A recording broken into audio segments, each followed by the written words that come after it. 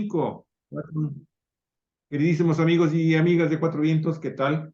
¿Cómo están?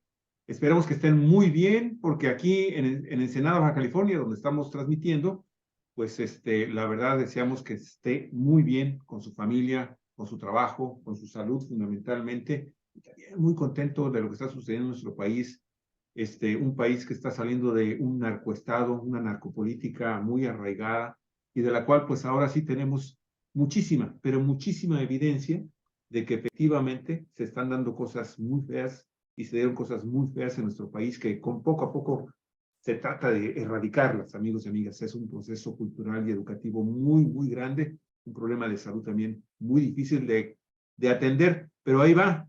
Y precisamente sobre el tema del narcoestado y la narcopolítica mexicana, pues ahora tenemos la oportunidad de ir a la Ciudad de México para platicar directamente con nuestro queridísimo amigo y colaborador político acá en México, Jesús Sosa Castro, comunista de formación, articulista, activista, de formación y convicción, que eso es lo más chido en el caso del comunismo que ejerce Jesús Sosa Castro. También es un activista social, un articulista de varios medios de comunicación, entre ellos Cuatro Vientos, obviamente, desde hace ya varios años, asesor en materia electoral y un consultor muy interesante del Partido Morena en la Ciudad de México, en donde radica nuestro queridísimo Jesús Sosa Castro. Olga Alicia, adelante, por favor. Bueno, pues amigos, amigas de Cuatro Vientos que siguen este programa de Jesús Sosa Castro desde la izquierda, no se lo pierda, el tema es por demás importante, importantísimo.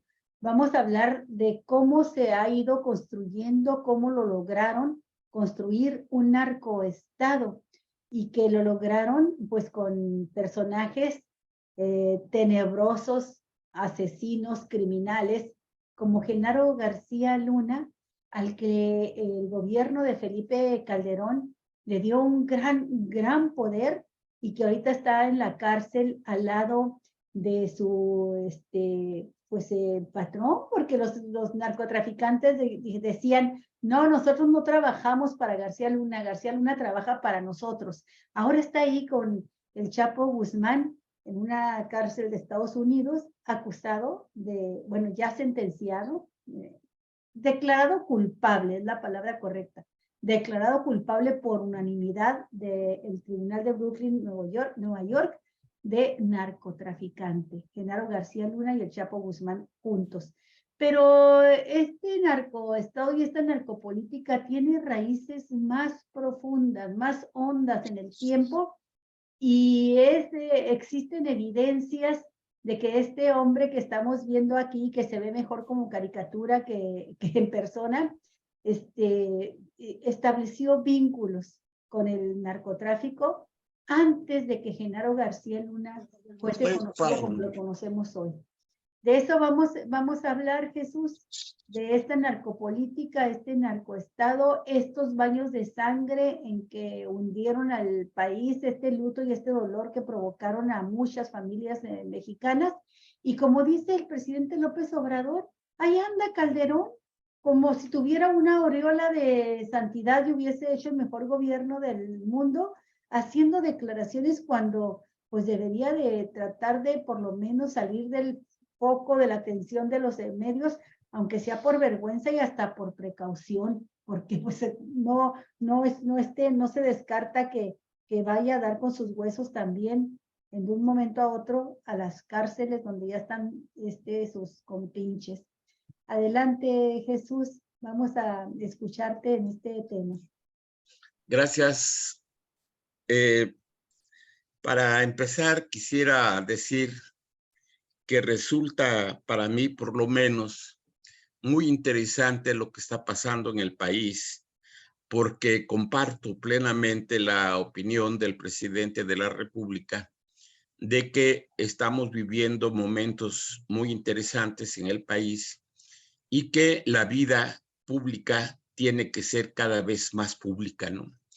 Y es precisamente este hecho que, a mi juicio, permite a la opinión pública, al pueblo de México, a la sociedad en general, enterarse de lo que ha parido durante mucho tiempo el sistema político que fue derrotado en el 2018.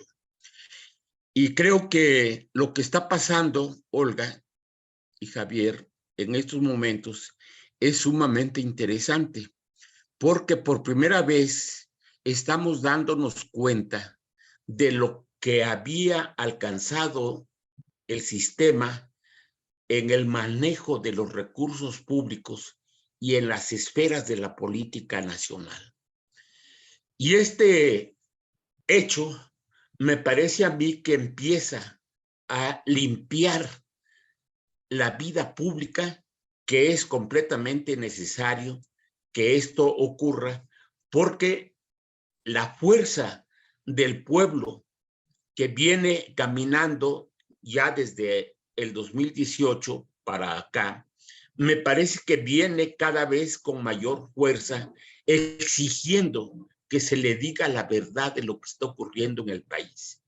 Y cuando esta verdad se empieza a abrir paso a través de las redes sociales, a través de lo que dicen los youtuberos, los periodistas honorables, honestos, y lo que dice el presidente de la República en el Congreso, en el Ejecutivo y en otras esferas de la vida pública, me parece que es sumamente trascendente para ir transparentando de manera permanente lo que está ocurriendo con los actores políticos que todavía existen o que están intentando pervivir en este país, a pesar de que se les está exhibiendo como unos verdaderos entes, no solamente prófugos de la justicia, sino malversadores de fondos, manipuladores de la opinión pública y sobre todo unos delincuentes políticos que le han robado al país de manera impune y que ahora sus reacciones tienen que ver precisamente con el hecho de que se les está encuerando de manera permanente y de manera pública, ¿no? Y es en este sentido que quiero señalar que el gobierno de Felipe Calderón, de manera particular, aunque hubo corrupción en los otros gobiernos priistas y panistas, me parece que la cloaca principal estuvo durante el gobierno de Felipe Calderón. ¿Por qué afirmo esto? Porque por lo menos los otros gobiernos intentaron cubrir el rostro con una serie de manifestaciones y de posicionamientos públicos que iban en la idea de no permitir de manera tan abierta y pública el robo de los recursos públicos y sobre todo el crimen dentro de las esferas de la vida pública nacional, a partir incluso del gobierno. Y esto sucedió con el gobierno de Felipe Calderón, porque no solamente él como jefe del Ejecutivo hizo posible que esto ocurriera, permitió que sus funcionarios públicos, dentro de los cuales obviamente estaba Genaro García Luna y otros funcionarios importantes, pero el centro de la corrupción, del crimen, del atropello a la vida de sectores populares, de personajes políticos, de líderes de partidos, etcétera, fue precisamente durante el gobierno de Felipe Calderón. Y ahora resulta que Felipe Calderón y Genaro García Luna los quieren presentar ante la opinión pública como unos angelitos, como unas personas que hicieron grandes esfuerzos, no solamente por democratizar al país, sino para perseguir al crimen organizado. Esta es una verdadera desvergüenza de estos sectores, de estos señores, porque no solamente la Fiscalía de los Estados Unidos, los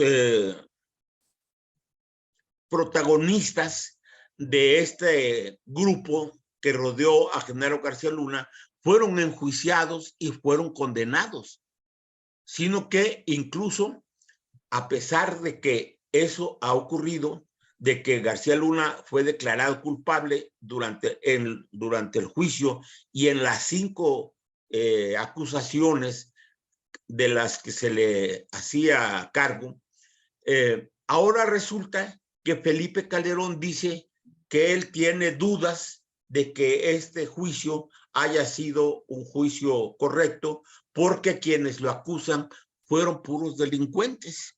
Pues sí, pues obviamente que los que fueron los testigos de cargo en contra de García Luna fueron precisamente aquellos que estuvieron cerca de él, que actuaron bajo sus órdenes y que permitieron todo tipo de atropellos a la vida pública, especialmente en lo que se refiere a la seguridad del país, ¿no? Y ahora resulta que el propio dirigente del partido, Marco Cortés, y los que lo rodean, y un sector importante de la prensa y de la televisión y demás, están tratando de hacer todo lo posible para que aparezca como un sector acusado por el gobierno federal como perseguido político. Y eso me parece que es el colmo de la desvergüenza, es el colmo de la irresponsabilidad política, porque no quieren asumir lo que realmente fueron y lo que realmente son, ¿no? Entonces, esto que está ocurriendo, me parece, Olga y Javier, es sumamente muy importante. Lo que se decidió en este tribunal en los Estados Unidos ha venido enriqueciéndose con nuevas informaciones que aprietan más, que contribuyen más a explicar lo que realmente sucedió con estos sectores y con estas personas. Y me parece que no le está quedando otro recurso a Felipe Calderón y a Genaro García Luna que decir la verdad, de implicar directamente a sus jefes. Estoy hablando concretamente a Felipe Calderón, so pena de que este señor Genaro García Luna sea condenado a cadena perpetua. Me parece que por allí va más o menos la cosa, a pesar de todos los intentos de su abogado y de sus sectores que lo apoyan y de la opinión pública de la derecha, que está haciendo todo para pintar una imagen diferente de este tipo de personas, ¿no? Pero yo creo que no se van a salir con la suya y la justicia va a llegar, me parece a mí, tarde o temprano.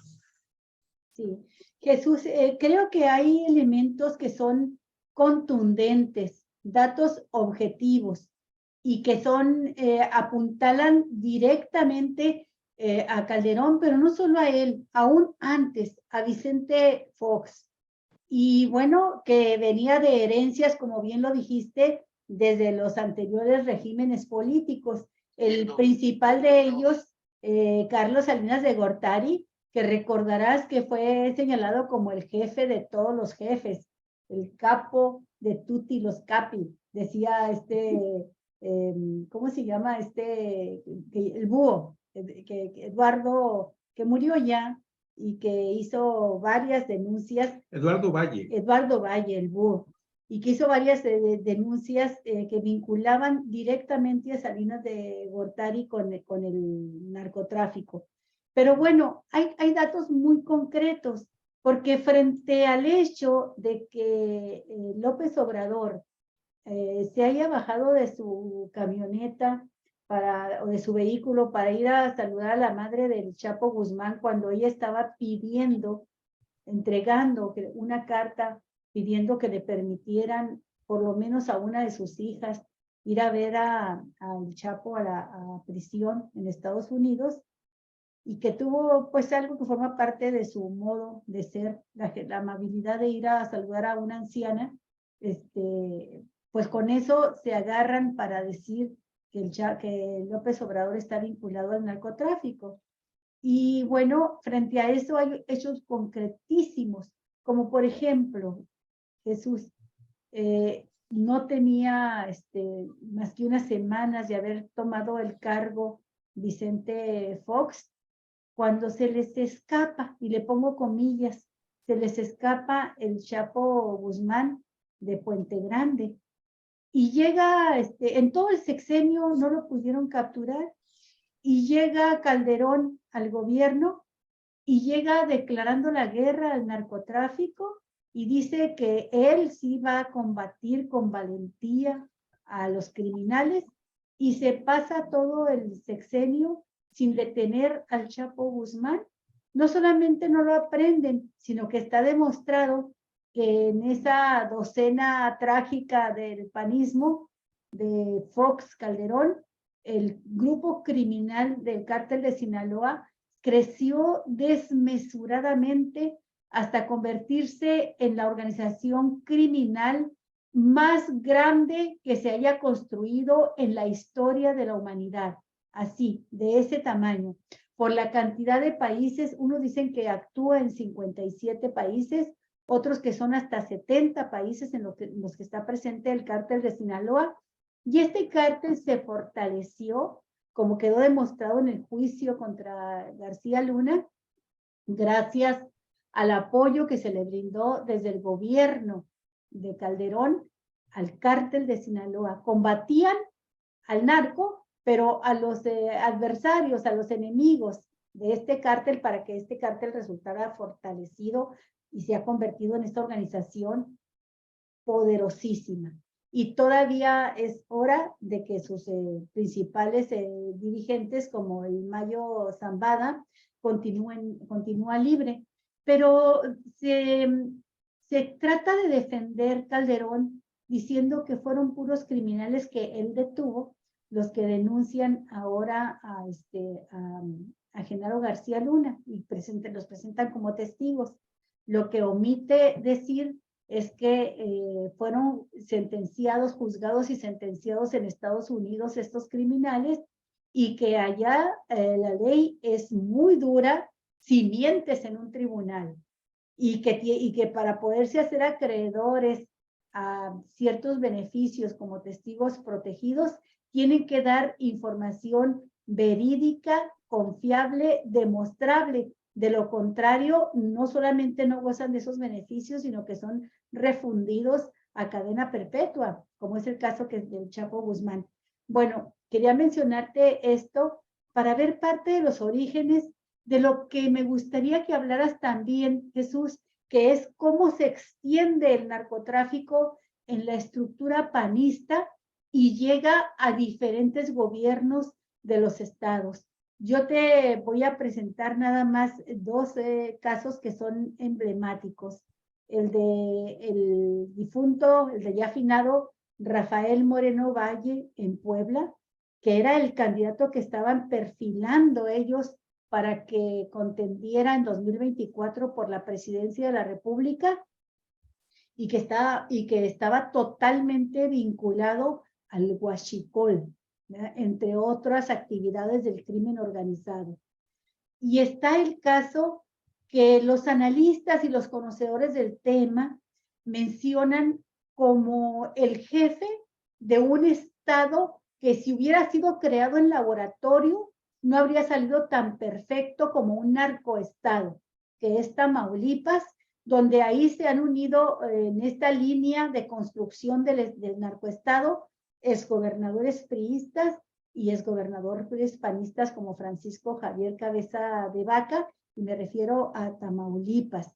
Y el narcoestado es el vínculo ya del poder político, el poder económico y las diferentes instancias de los poderes en la entidad. Por supuesto, las corporaciones policíacas e incluso militares. Los sucesos más graves que son pocos, pero que han trascendido mucho, que se han dado con el ejército, ha sido precisamente ahí, en esa región de Tamaulipas, donde dicen, pues todavía tienen copado a las tropas militares, que se pueden dar el lujo de desobedecer las órdenes del comandante supremo y de sus superiores inmediatos, para cometer tropelías. Yo te pongo esos dos estados, Puebla y Tamaulipas, no son los únicos.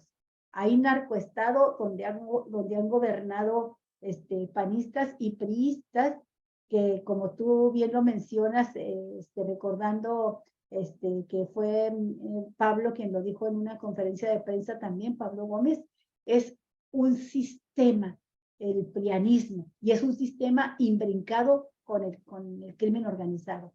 Adelante, Jesús.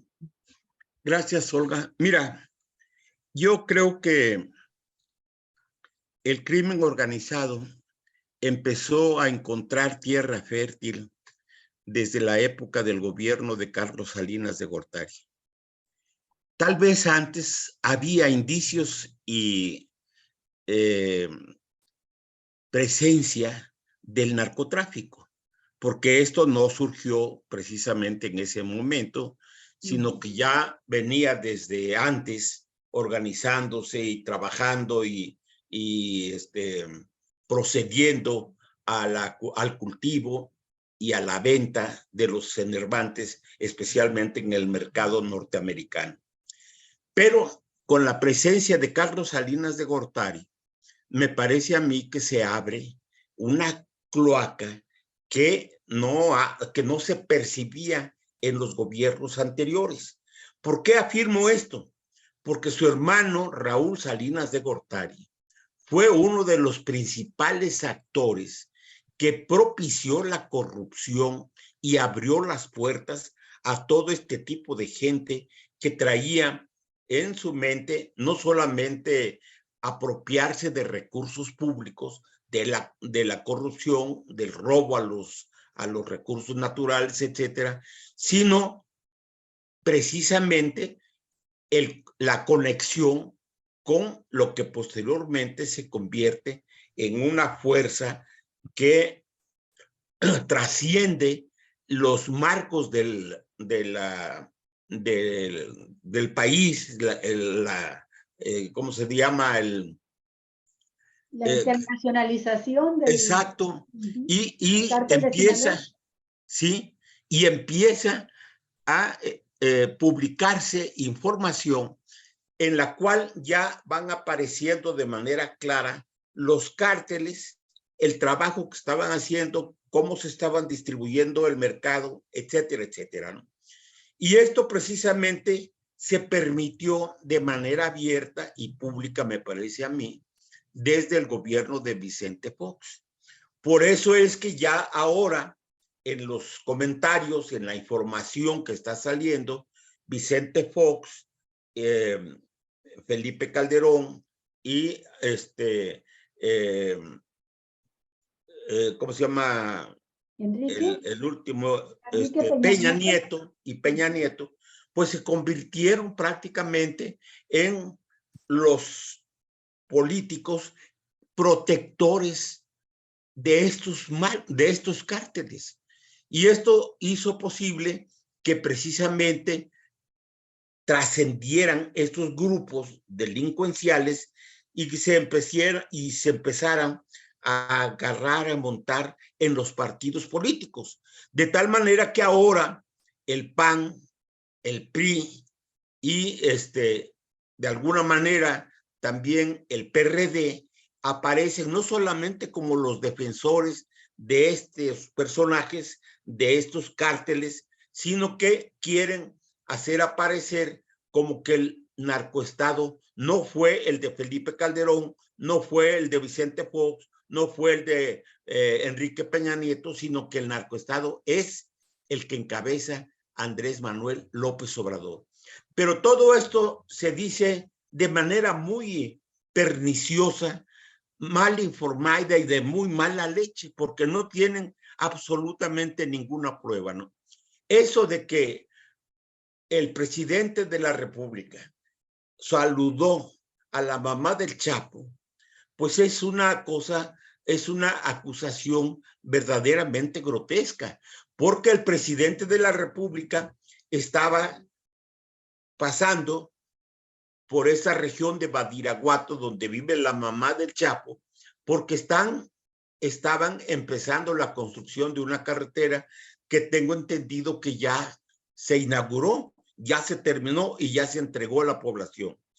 Y esto lo han agarrado especialmente los panistas y algunas señoras del Congreso como Lili Telles y esta señora de la botarga, ¿cómo se llama? Xóchitl Gálvez y otros más, ¿no? Diciendo que esta es la prueba de que Andrés Manuel López Obrador está conectado, tiene ligas con el narcotráfico. Pero lo más lamentable no es que lo digan estos derechosos, es decir, esta gente del PAN y del grupo de diputados y de senadores de este y otros partidos en el Senado. Lo ha dicho también Porfirio Muñoz Ledo y de alguna manera también lo sostuvo en algún momento Cuauhtémoc Cárdenas Solórzano.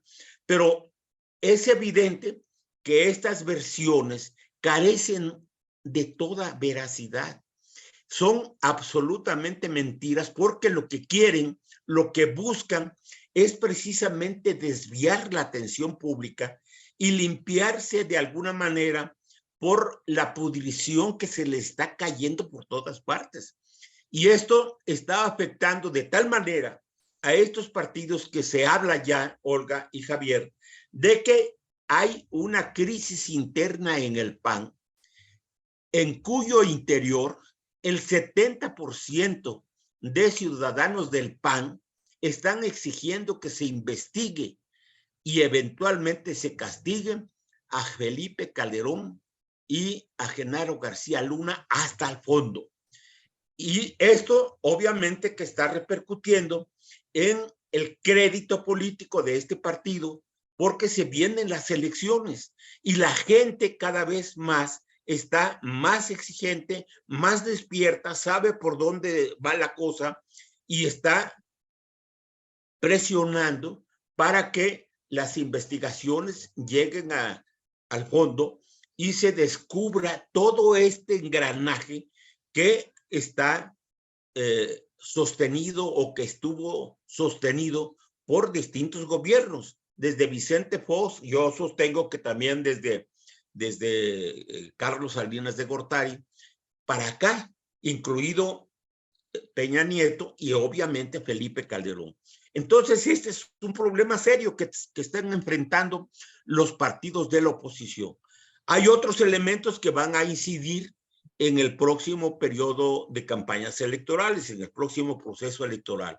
Pero referido solamente a lo que es la posición de estos partidos respecto de lo que significó para ellos la participación en el narcotráfico, en este conflicto concretamente de Genaro García Luna y de lo que significa la posición de Felipe Calderón, que dice que todo es una falsedad, que no hay pruebas suficientes. Y bueno, pues el presidente ya le dijo, ¿por qué no te presentas ante la Fiscalía de los Estados Unidos para que presentes las pruebas de que tú y Genaro García Luna son inocentes? ¿Por qué no lo haces, no?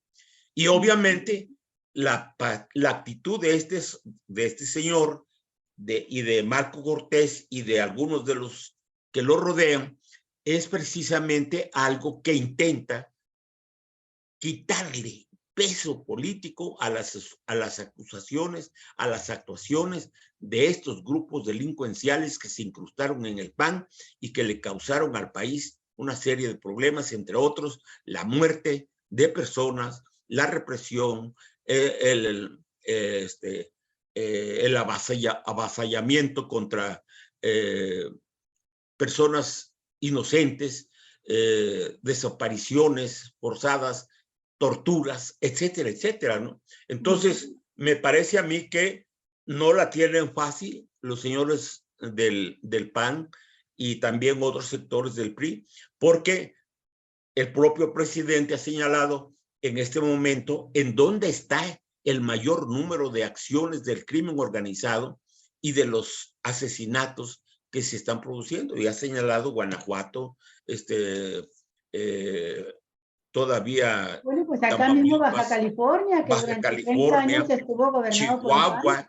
Chihuahua y otros, en Panista. otros lugares, ¿no? Entonces, me parece que estamos percibiendo pues una situación difícil, complicada, no solamente para el Marco Cortés, que es el presidente del PAN, sino en general para su partido y para las fuerzas que se están agrupando en Va por México. Porque si se afirmaba que el PAN era el principal partido de oposición, la guía que hacía posible que otros partidos y otros sectores de la sociedad apoyaran los candidatos de esta oposición, me parece ahora que esto se les está complicando demasiado, porque entre otras cosas van a tener que escoger a los candidatos en un espectro sumamente amplio y complejo, en el cual ya se metió este señor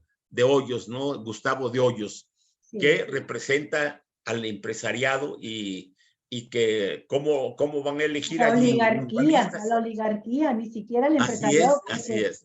Porque pues no representa los intereses ni de la pequeña ni de la mediana empresa, sino de la gran oligarquía.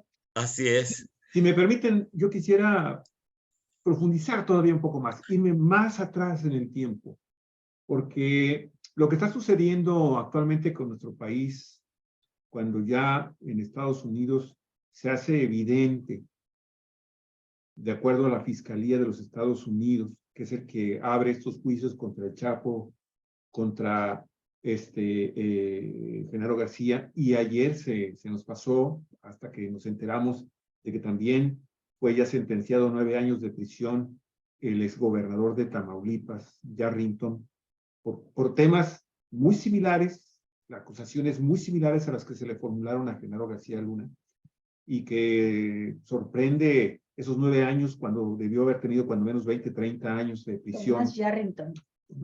Yarrington, y que pues nos hace eculubrar sobre la posibilidad de que Yarrington incluso fue alguna especie también de testigo o colaborador con los fiscales de Estados Unidos para crear el cargo y las acusaciones, el caso contra Genaro García Luna, y que muy probablemente también puede estar soltando información de lo que sucedió durante la administración de Felipe Calderón, porque hay que recordar que Yarrington también se remonta al periodo presidencial de Felipe Calderón.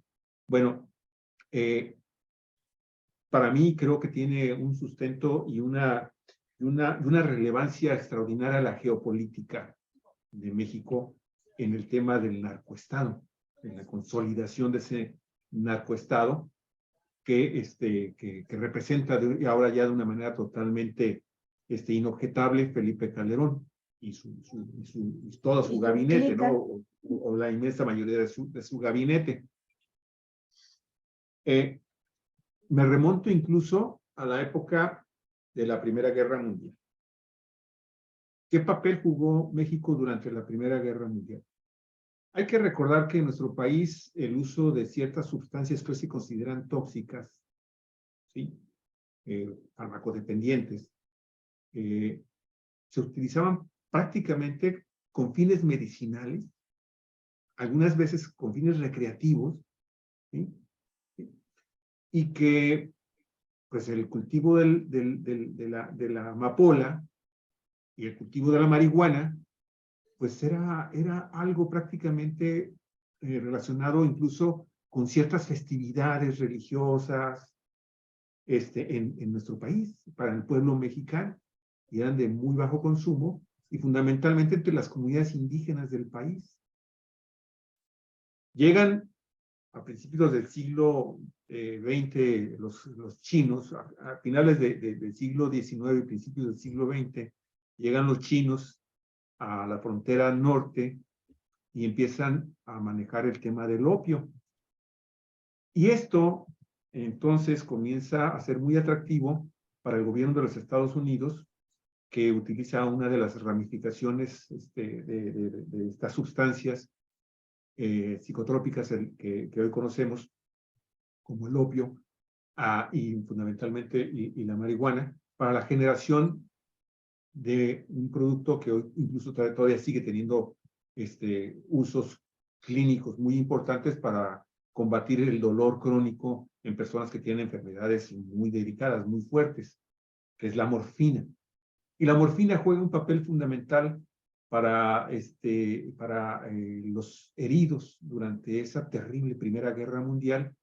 Y Estados Unidos, pues, permite a nuestro país y empieza a demandarle a nuestro país que, pues, surtiera esta morfina en cantidades industriales, pues, para los soldados que estaban sufriendo enormemente las heridas, estas devastadoras provocadas por las nuevas herramientas militares, ¿no? Por las nuevas formas de asesinarse entre los seres humanos. Entonces aquí empieza a surgir realmente el tráfico de drogas. En cuanto termina la guerra, pues empiezan entonces las prohibiciones en los Estados Unidos, porque empiezan a ver la enorme dependencia que generan este tipo de productos, el opio, la morfina, la marihuana, que también se utilizaba con fines médicos aquí en México. Y entonces empezamos a tener una simulación en nuestro país, ¿sí? En donde empiezan a surgir entonces estos grandes productores, fundamentalmente en la Sierra de Sinaloa y acá en Baja California, con el cultivo originalmente de la marihuana. Y bueno, empieza a crear el mercado binacional y posteriormente internacional, y se empiezan a crear los primeros grupos, ni siquiera cárteles en aquella época, pero muy regionales todavía, que están bajo la gerencia por parte es la encomienda que le da el gobierno de Estados Unidos a los gobiernos mexicanos, a los gobernantes, a los presidentes municipales, para que administren este tipo de negocios y no dejen de surtir al mercado estadounidense, en donde evidentemente también pues, hay intereses económicos muy grandes, anglosajones, metidos en este tipo de grandes negocios. Surge Las Vegas como lo que es, también impulsado por el tema del alcohol y de las drogas. Y finalmente, pues esto llega a jugar también un papel fundamental para la Segunda Guerra Mundial. Otra vez, de nueva cuenta, empiezan a surgir grandes demandas de estos productos para poder de alguna forma también atender, incluso psicológicamente, a las tropas de Estados Unidos y de sus aliados en Europa, pues para combatir también al famoso eje que integraba también Japón. Y entonces las drogas en nuestro país comienzan a tener un crecimiento espectacular cuando viene una tercera guerra que marca también el destino de cómo van creciendo estos grupos delincuenciales al amparo y bajo la protección de los gobiernos mexicanos de entonces, en la década de los finales de los 60 y principios de los 70, que fue la guerra de Vietnam. Y bueno, esto empieza a crecer de una manera desproporcionada, a grado tal de que se sale de control de alguna forma al gobierno mexicano cuando llegan el personaje que tú dices, Carlos Salinas, su hermano Raúl, ¿sí? Y empiezan entonces a generar grupos delincuenciales que originalmente pues, los encontramos en Guadalajara, en Jalisco, y en Tijuana fundamentalmente, y en Juárez también, y que empiezan entonces a crear sus propios sindicatos. Un sindicato que seguía a final de cuentas protegido por las dependencias que los Estados Unidos se generaron para combatir el narcotráfico, la DEA, el FBI, todo ese tipo de organizaciones, que a final de cuentas lo único que estaban haciendo era supervisar el transporte de las drogas hacia los Estados Unidos, porque evidentemente también las agencias aduanales en los Estados Unidos se hacen de la vista gorda y también participan en el famoso tráfico de estos enervantes.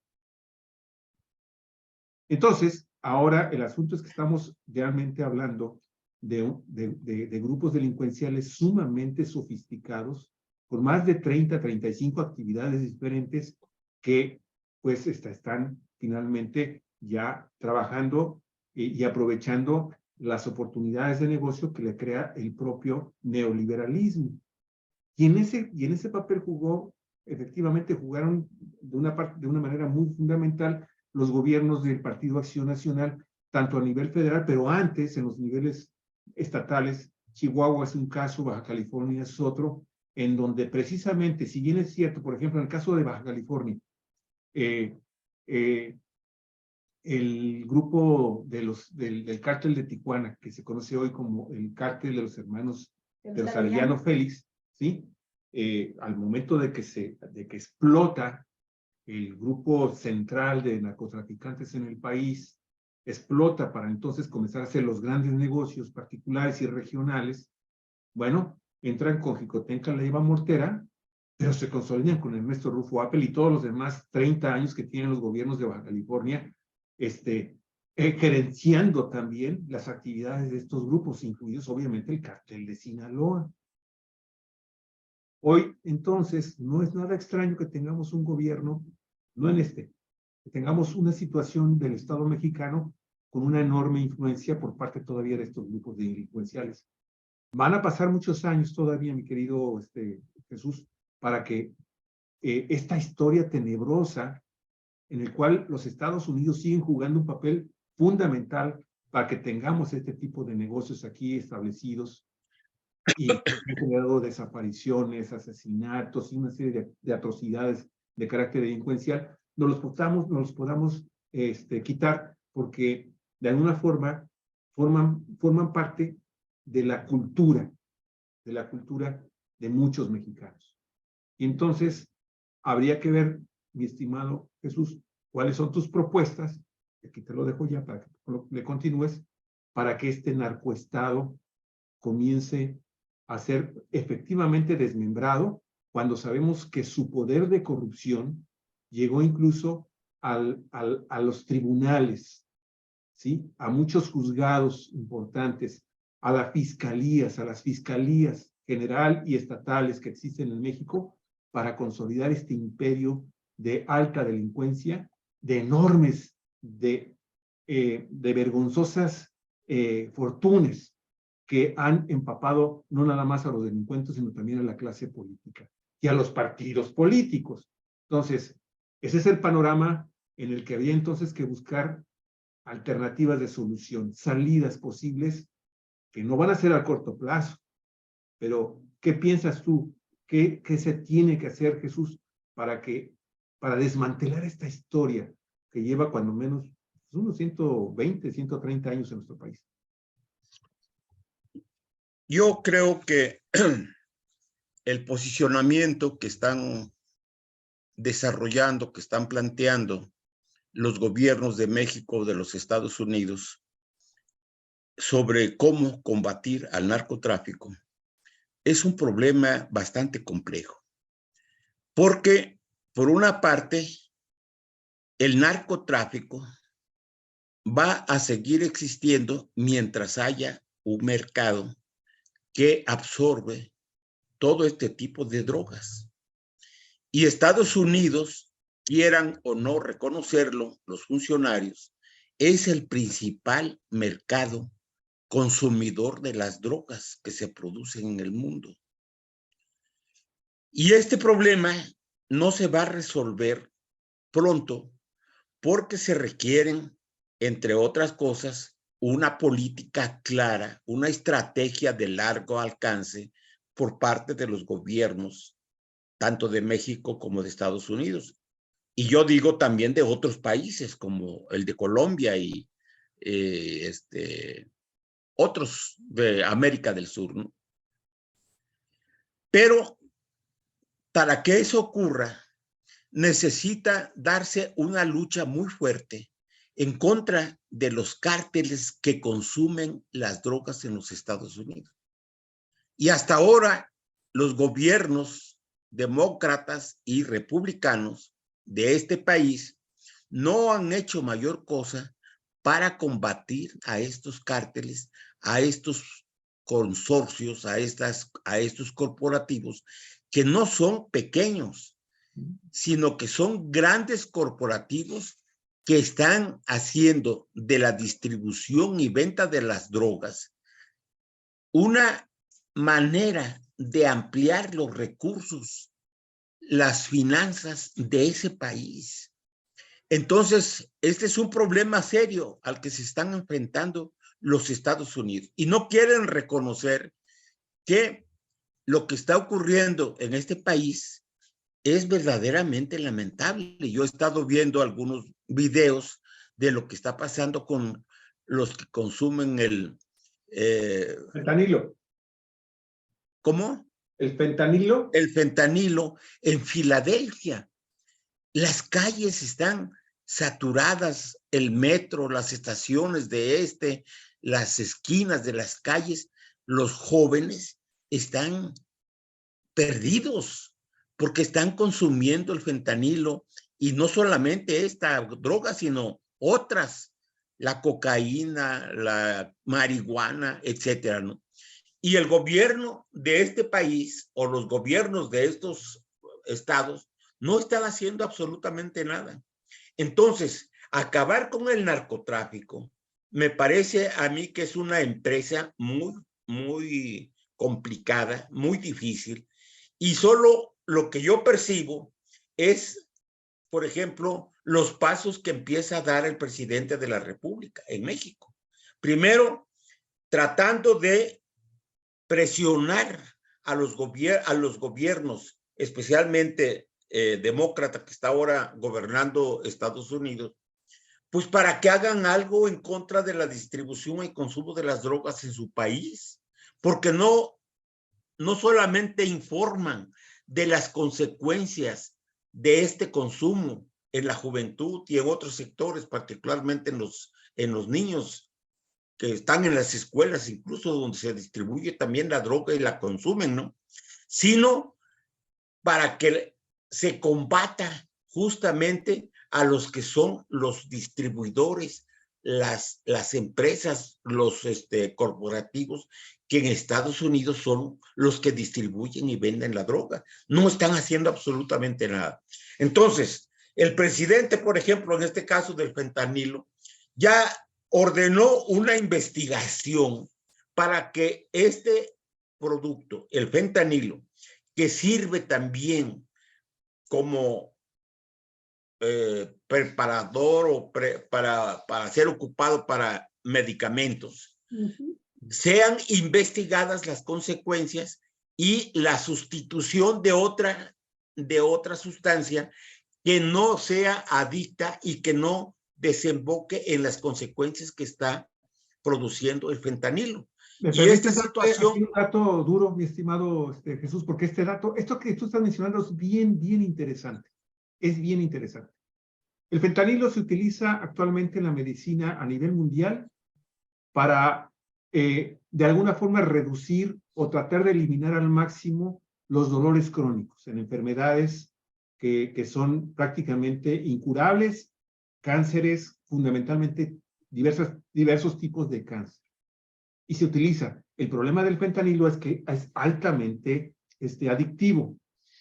Pero aquí, esto que dijo el presidente López Obrador el día de ayer es muy interesante y a mí me hizo recordar que el año pasado, haciendo un reportaje sobre el tema del dolor crónico, encontramos que en México hay cuando menos 8 o 9 grupos de investigadores mexicanos que están trabajando con productos que incluso generan toxinas de animales como alacranes o moluscos que se generan, que se dan en áreas muy específicas de la República Mexicana. Aquí en Ensenada, el Centro de Investigación Científica de Educación Superior de Ensenada tiene un grupo de trabajo que está elaborando desde 2016 en la elaboración de productos que sustraen ciertas proteínas de estas toxinas para generar productos no adictivos y altamente eficientes para lo mismo que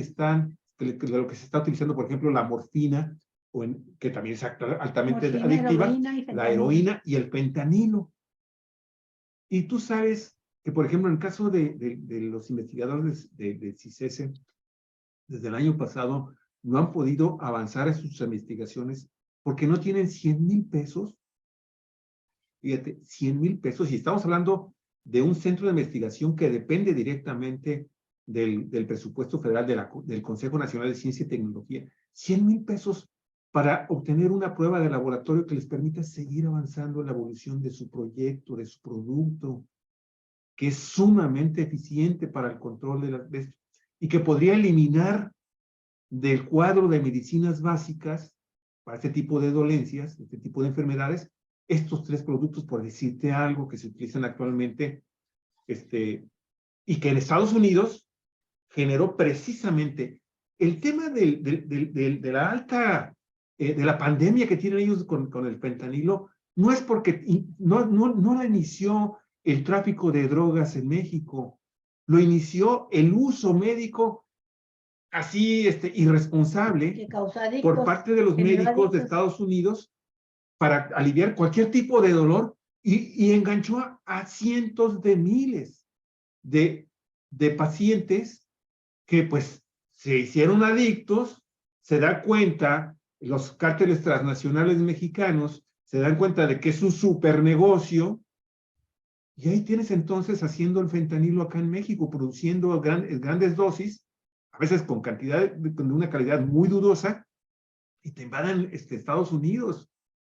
Y entonces se enganchan todavía a más gente. Entonces, mira, si alguien realmente quiere orientar al presidente López Obrador y a los subsecuentes presidentes que pudieran surgir del partido Morena y del proyecto de la Cuarta Transformación, deberían de decirle al presidente que hay en el Politécnico Nacional, en el CITITAF, en la Universidad Nacional de México, Autónoma de México, en la UABC, aquí mismo en el CICESE, en cuando menos 14, 15 instituciones del sector público que están trabajando y están esperando que les den, vamos, 100,000 pinches pesos, mi estimado Jesús, para seguir avanzando sus proyectos. Y digo yo, ¿qué pinche clase de cabeza existen luego a veces en las titularidades de ciertas dependencias que no se dan cuenta de que hay un montón de gente trabajando cosas muy importantes que podrían sustituir importaciones de por ejemplo, de este tipo de productos y generar toda una industria nacional de medicamentos, rescatarla y volver y entonces transformar lo que está sucediendo en nuestro país. Discúlpame, me extendí, Jesús, pero lo que tú acabas de decir es fundamental. Sí. Fundamental. Y un momento, yo quisiera intervenir también para, bueno, con toda la importancia que tiene esto y que merece un programa especial, me gustaría retornar al tema del narcoestado y el narcoestado panista. Y quiero hacerlo porque a mí me molestó, creo que a muchos mexicanas nos molestó el que Calderón, sin ningún pudor, saliera a hacer las declaraciones que hizo, ¿no? De que no cree, no confía, tiene sus dudas respecto al veredicto unánime del jurado que sentenció culpable, consideró culpable a García Luna. Y el argumento también mentiroso de que únicamente se presentaron testimonios de criminales que él valientemente en su gobierno aprendió, lo capturó.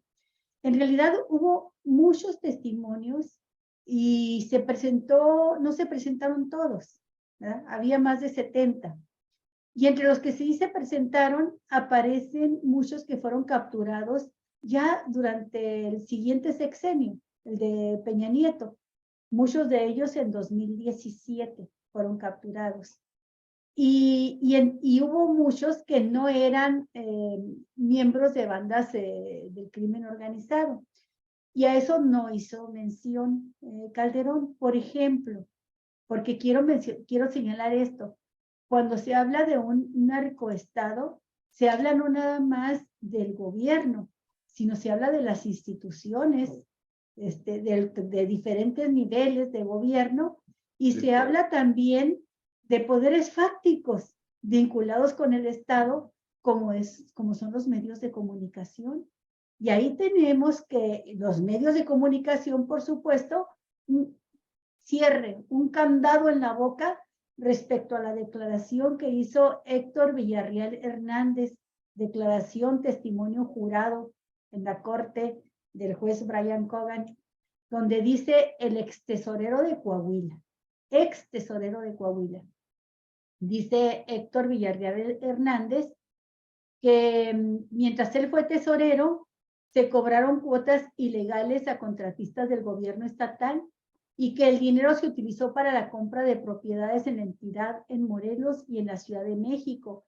También dice que hubo sobornos a medios de comunicación para desviarlos a campañas políticas y que hubo un acuerdo, ¿verdad?, de la administración de Humberto Moreira y del gobierno federal, del gobierno federal, para entregar más de 200 millones de dólares de fondo público a medios de comunicación, de los cuales al menos 40 millones fueron destinados de esos 200 al exgobernador priista.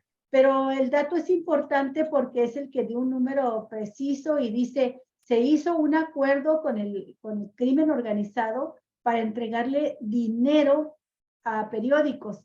Y los miembros del cártel de Sinaloa recurrieron a nosotros, gobierno, para pedirnos que les ayudáramos a cubrir la cuota de 25 millones de pesos al periódico El Universal, ¿sí?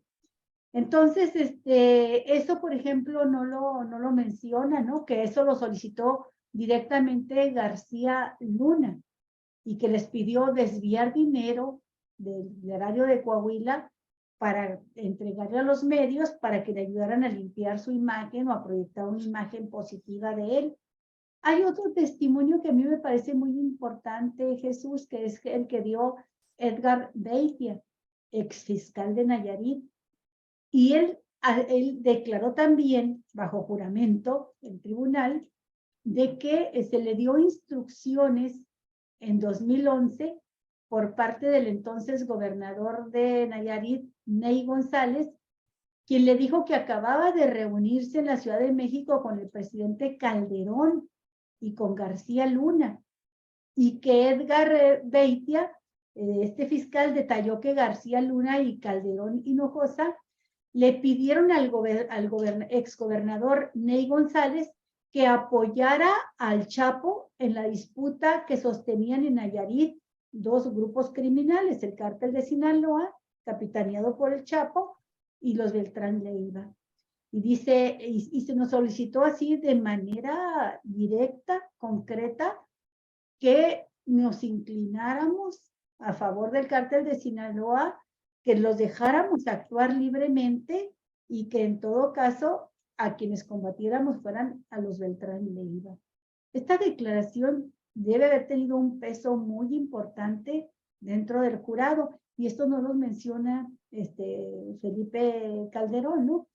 Y por último mencionar, Jesús, lo que me parece realmente como una muestra de la gran perversidad de esta dupla García Luna y Calderón.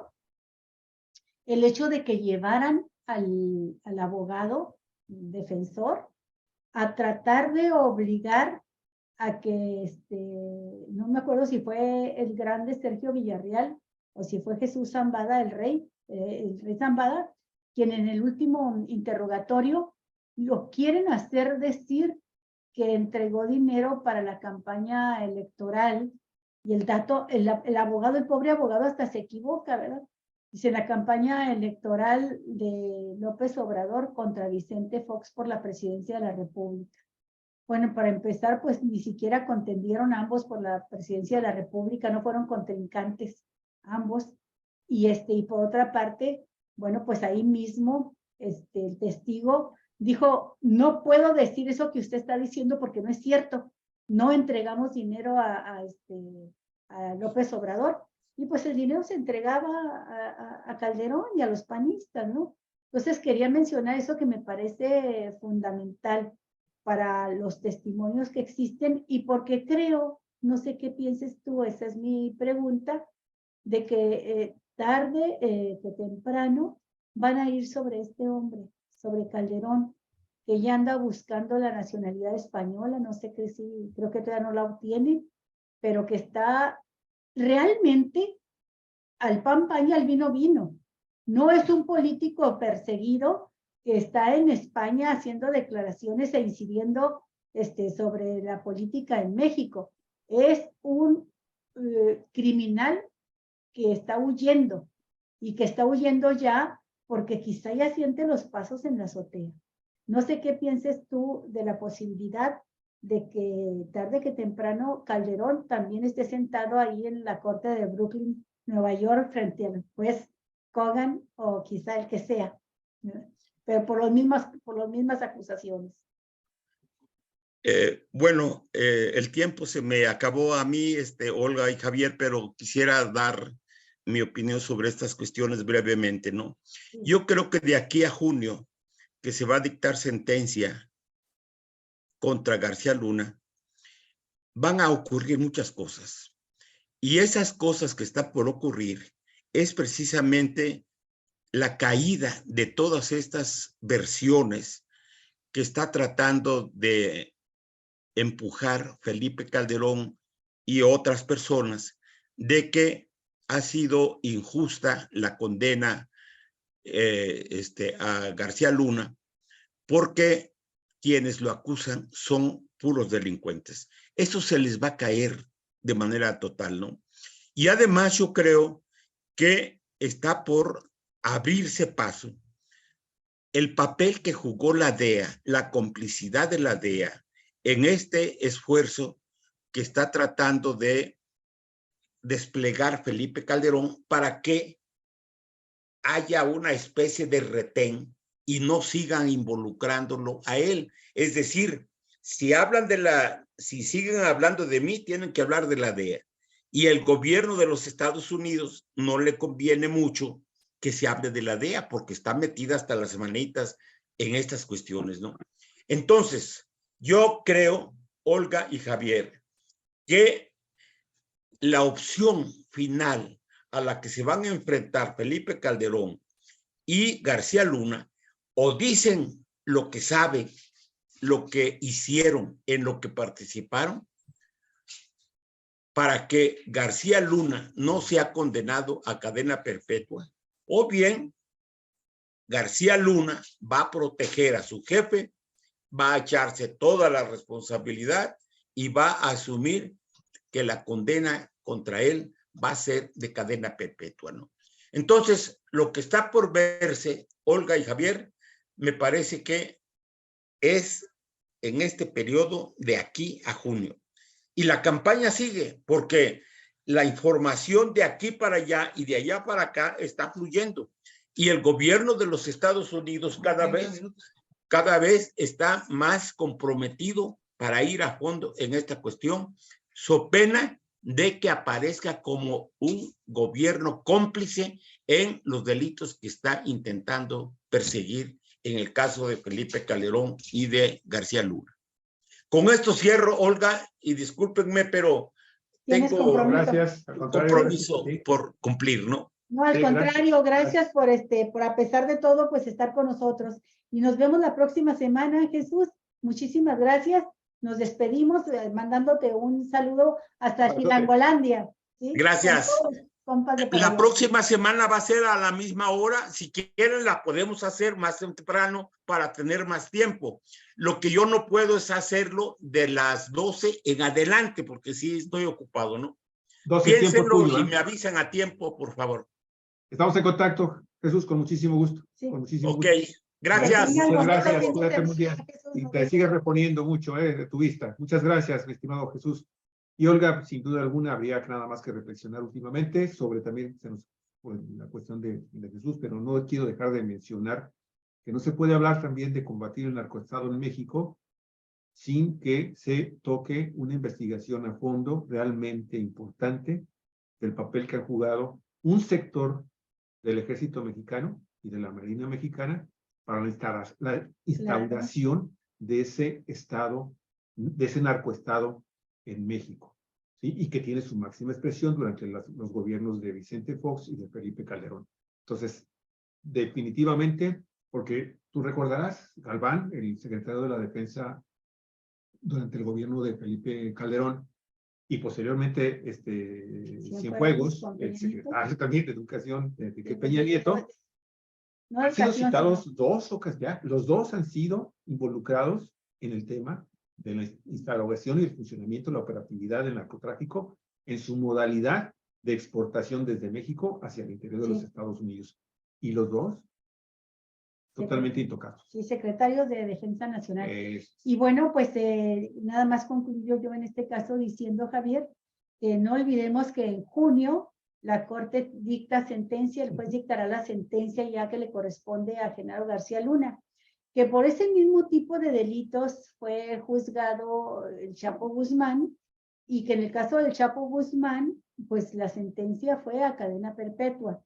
La ley en Estados Unidos establece que los delitos por los que fueron juzgados de narcotráfico y de recibir, en el caso de García Luna, además de no solo conspirar para traficar toneladas y toneladas de drogas hacia Estados Unidos, sino además aceptar sobornos millonarios del cártel de Sinaloa y constituir su propia red de tráfico de enervantes hacia Estados Unidos.